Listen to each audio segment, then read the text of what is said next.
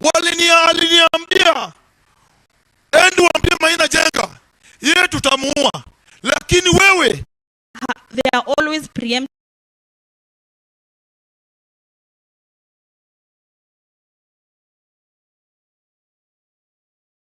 palace. We must break into the palace and frog march the empire and sing just like the women sang. You know how they sang? Today we have the baker. The baker was the emperor himself, being frog marched by peasants on the streets of Paris.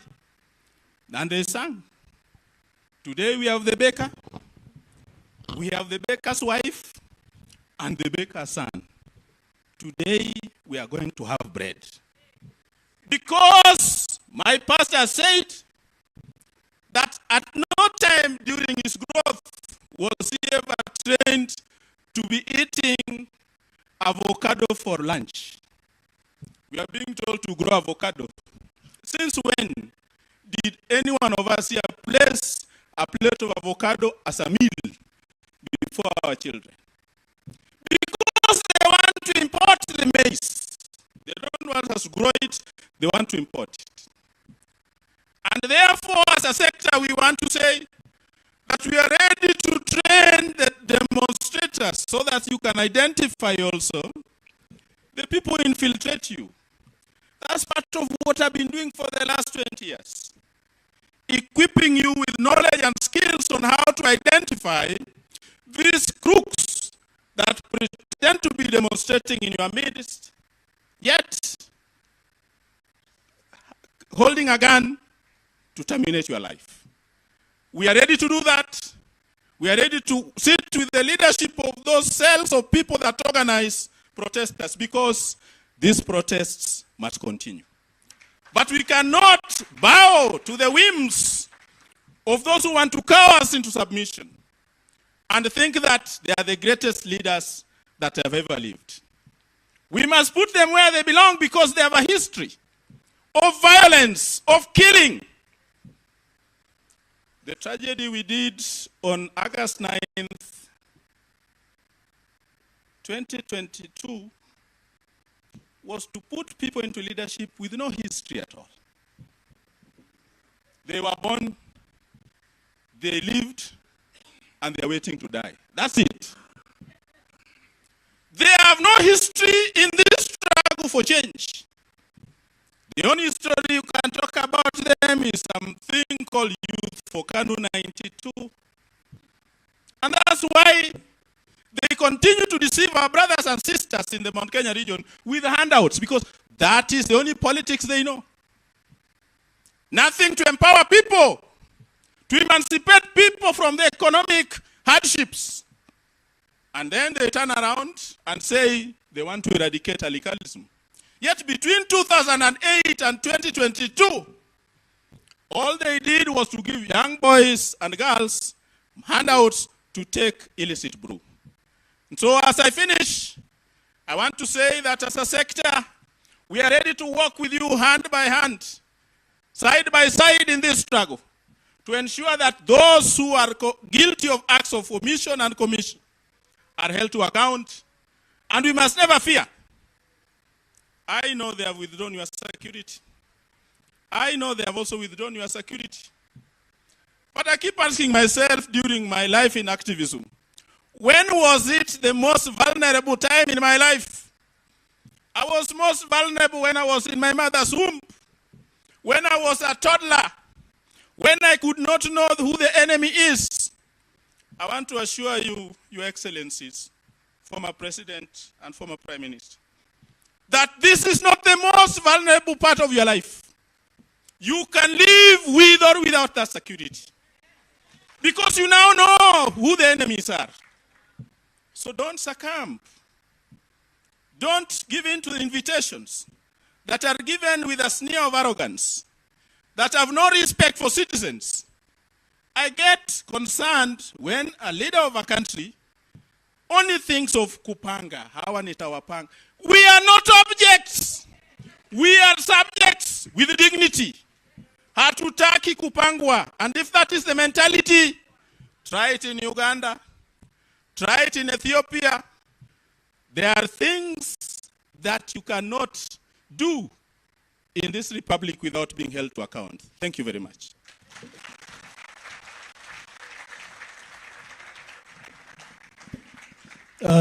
Comrade, if you don't mind, you could shake the hand. Thank you.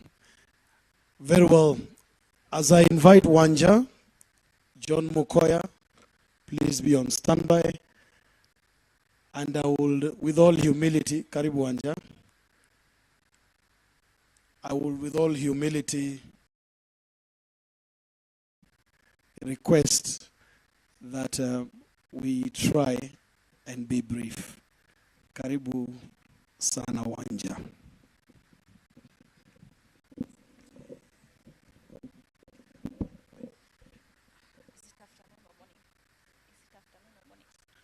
Good afternoon, everyone. Good afternoon once again.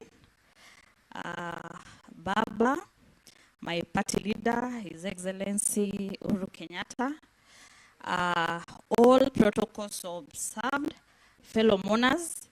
My name is Wanja. Wanja Maina is my name. I am in charge of people with disabilities at Jubilee Party, and I wish to talk about 3 things. Now, as we were watching the video that we were watching there, I believe we saw a lady called Beatrice, the one that was speaking in Kiswahili. When I saw the things that happened in Nyalenda, the informal settlements of Nyalenda, I was particularly curious to know what really happened. So the background story is that the lady was in her home. She lives in the informal settlement of Nyalenda. She's disabled and she lives with her grandchild. So they had a lot of knocking on the door, but now the problem is that they didn't know whether to open or not because they didn't know if it was the bad people or criminals or anything. So that's how they kicked the wooden door, they beat her, and they beat her grandchildren. Around the same time when we had the peaceful demonstrations, in the informal settlements of Mathare, there were a lot of tear gassing. So in one of those neighborhoods in a place called Mabatini, therein lives a community of disabled people. When there was a tear gassing happening, some of their caregivers ran away. What happened thereafter is that 2 of them died because of the smoke of the tear gas. Those are just but a few stories of the how the violence and the police brutality has particularly affected people with disabilities. People with disabilities are also the people we have seen in the hospitals there, because if this kind of violence is happening, no doubt that there are people who will sustain permanent injuries. So what is this all about truly? What this is all about is that the police and the government has become very sensitive to dissent.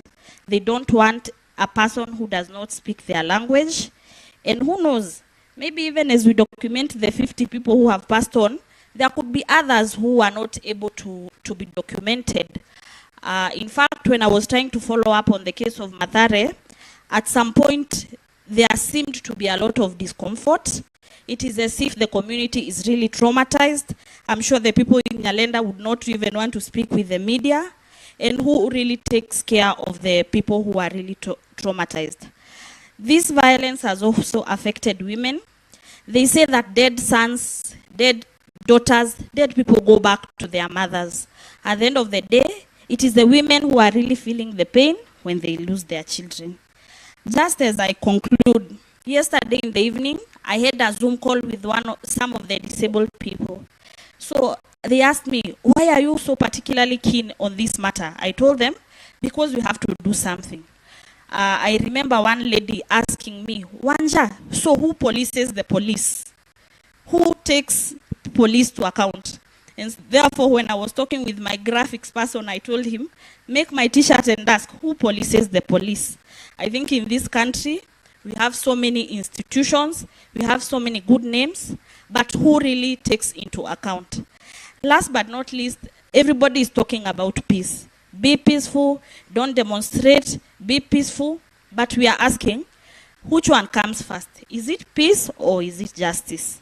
When I read a bit and when I researched, I realized that we cannot talk about peace without talking about justice. We cannot talk about peace without talking about electoral justice. We cannot talk about peace without talking about how the Kenya police, they are always preempting violence in our maandamanos.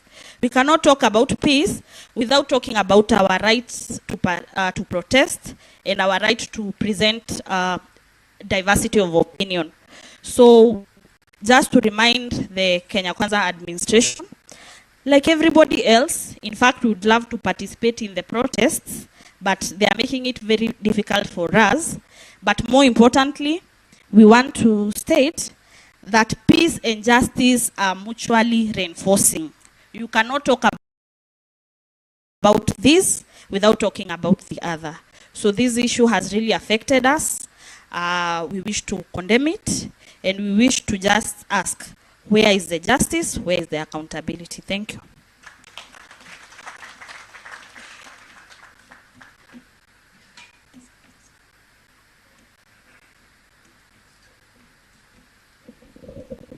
Well, thank you very much, Wanja. Our last two speakers, and then we hear from a representative of the affected families, who is also actually a victim of brutality. John Mukoya, kindly. Gaucho, please come up.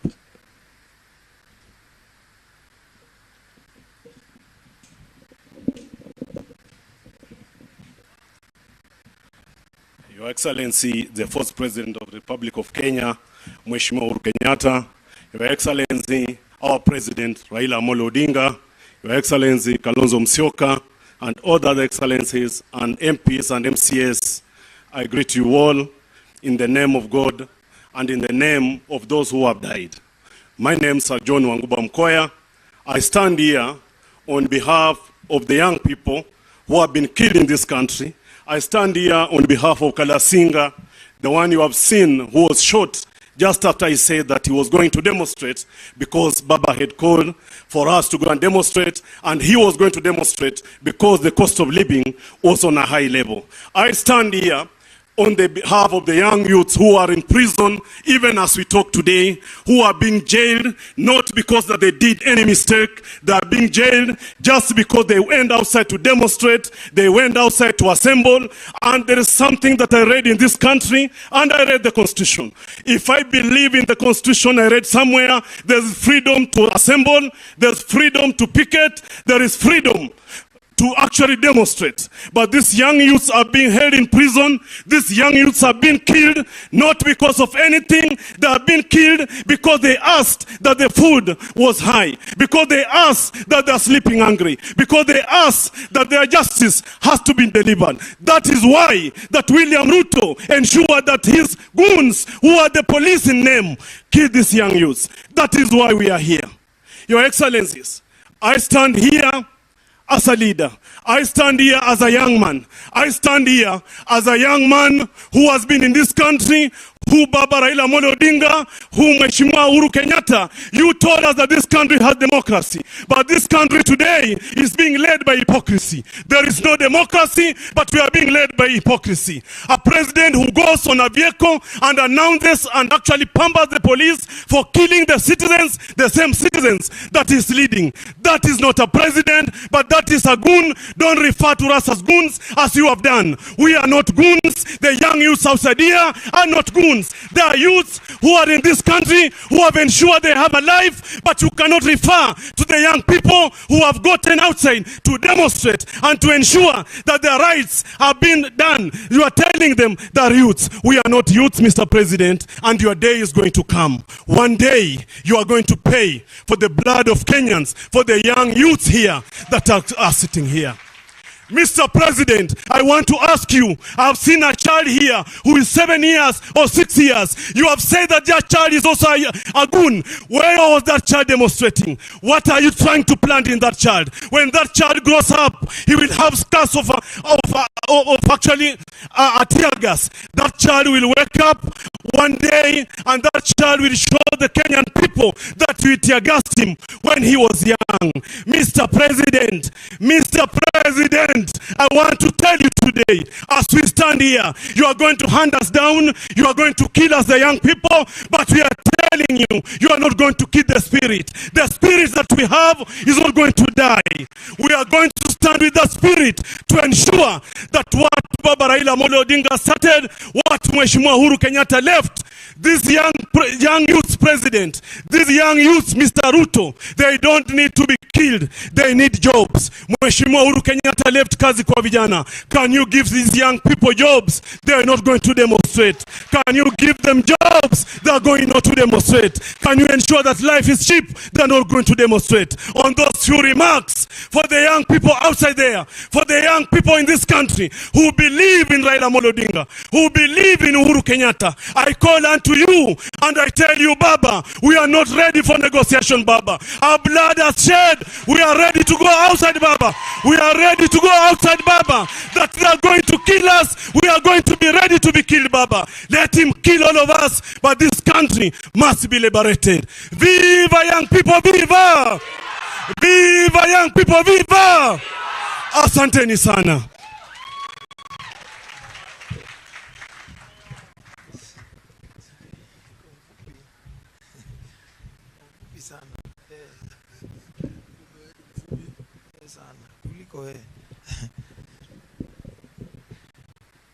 Okay, habari zenu.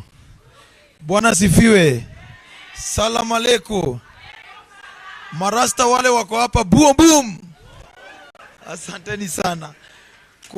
Kwa baba yangu, president wangu Raila Amolo Odinga, former president Uhuru Muigai Kenyatta, and all co-principal Kalonzo Musyoka, na wakaji wa hapa wote wale wamekuja maombi, nimewasalamia wote. Mko salama? Najua mko salama. Mimi kitu naweza sema kama ghetto president na kama bunge president, ambayo mimi na ndugu yangu Babu Owino tumeshikwa sana, hata seli imejua sisi. Na uzuri kitu napendea baba, ukimpigia simu kama umetoka ndani, badala alie anacheka. Anauliza wewe ulipelekwa tu hapa Murang'a ama Nyeri? Mimi nilipelekwa huko Manyani. Sasa unasema huyu baba kweli yako serious? Lakini hiyo anatupea sisi moyo ya kwamba yale amepitia, sisi bado tuko kwa njia refu ya kupitia. Na that's why naambia vijana ambao wanatoka Islam ya kwamba nyinyi ndio mlidanganywa ya kwamba ni bottom up. Leo bottom up, ile tiaga ile moshi ambayo mnafaa msikie ya mchele ama ya unga, mnasikia nini moshi ya tiagas. Ile maziwa ambayo mnafaa mpate ni maji ya tiagas. Na mimi nasema ya kwamba baba, musikwe na wasiwasi. Sisi vijana tuko ready. Wameua wale wameua. Kama hiyo ndio itafanya watu wameua, ndio itafanya hii maisha ya Kenya rudi chini, tuko ready kukufa zaidi ili vijana wengine wapate maisha mzuri. Ni kweli si kweli? Na mimi nasema, naambia supporters wa Raila Odinga Kenya mzima na Kalonzo Musyoka ya kwamba msikue kama Judas. Judas hakupenda kusaliti Yesu, lakini juu ya confidence ambayo alikuwa nao juu ya Yesu, ndio maana alisema mali Yesu yuko. Nyinyi wafuasi wa Raila Odinga, mukisikia Raila Odinga amesikwa ama amefanywa kitu, hatutakubali vile wakina Petro walikubali Yesu aende. Ni kweli si kweli? Na baba, iko statement ambayo watu wanaweka kila siku. Mimi hiyo statement inaniumanga sana, hiyo kusema ya kwamba eti utafika na sisi Canaan. Kama utafika na sisi Canaan, hakuna mtu atafika Canaan. Sisi wote tutabaki Misri. Ni kweli si kweli? Mimi nasema kwa sababu mimi kama si mtoto wa Raila Odinga, Rosemary Odinga, ambaye ugonjwa yake ilini affect kuliko kifo ya mama yangu, ndiye alifanya leo sijapitia risasi ya hao watu. Juzi wakitushika na babu wenu wakitutesa, babu aliniambia, ndugu yangu wacha wakupige. Babu ndiye alipiga nduru wakiniletea vijana 30 wanipiga kwa cell. Babu kumbe alikuwa pande ile nyingine, ndiye alipiga nduru akasema mimi pia mlete Gaucho munipige na yeye kuliko mpige peke yake huko ndani. Na mimi niliambia babu, nilikuwa naomba tu wazifinye simu nyeti. Hiyo nilikuwa naomba sana.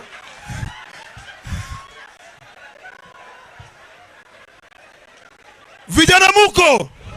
Vijana muko? Nataka nione ngumi juu ya hewa kama muko. Baba na President Uhuru Kenyatta na Kalonzo Musyoka, mimi nataka niambie wa Kenya, huyu Raila Odinga anapenda hii nchi. Kama huyu Raila Odinga angetupea mimi na babu Owino wiki mbili tu kulead hao watu wa supporters wake, Ruto angekubali State House. Mimi nataka kusema baba huyu anapenda hii nchi. That's why atakangi watu wanasema Raila Odinga anapenda damu. Raila hapendi damu. Ruto ndiye anapenda damu na tunajua historia yake. Ni kweli si kweli? Wakati walinishika huyo askari Mnandi ambaye alileta vijana 30 usiku saa 8 wanipige, aliniambia endi waambie Maina Jenga yeye tutamuua, lakini wewe tuta make sure hutawahi ongea na huyo Raila wenyu, tutakuja kumwendea. Mimi nawaambia leo kama tumesimama hapa ya kwamba President Uhuru Kenyatta, Raila anatoka kwa tribe ambayo kukua rebel dakika moja ni vile Raila Odinga anawatuliza. Raila Odinga anawatuliza vile waliua Wajaluo kinyama.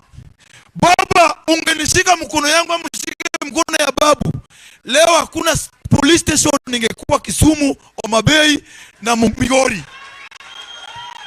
Na mimi nasema kwa sababu mimi kitu nangoja ni kifo. Mimi nasema bila kuogopa ya kwamba vijana wa ghetto mulidanganywa na bottom up, mukadanganywa na V8, mukaambiwa ya kwamba Raila Odinga ni dynasty. Leo ule mtu alikuwa anasema eti ni Bishop, ndugu ya Yesu William Ruto, ndio leo anawapiga risasi. Afadhali tukue kwa dynasty kuliko tukue kwa Hasla ambaye anakuja kutukula sisi. Ni kweli si kweli? Kama wasungu ndio wamesoma kuliko Afrika, Queen Elizabeth alikuwa na utesi wa jua na hakuwahi toka na alikuwa dynasty. Kwa nini sisi tukuje kwamba tunatoa mtu eti mtu alikuwa anauza kuku? Kama Ruto alikuwa anauza kuku, atuambie Moi alimpea kuku gapi ndio aanze kuuza kwa mali yako. Ni kweli si kweli? Mimi najua watu wako na roho ya asla. Ni Raila Odinga, Uhuru Kenyatta na Kalonzo Musyoka. Usawahi ona kijana wote amevaa jinsi mararuka kama anaongea mbele ya Ruto? Musawahi ona?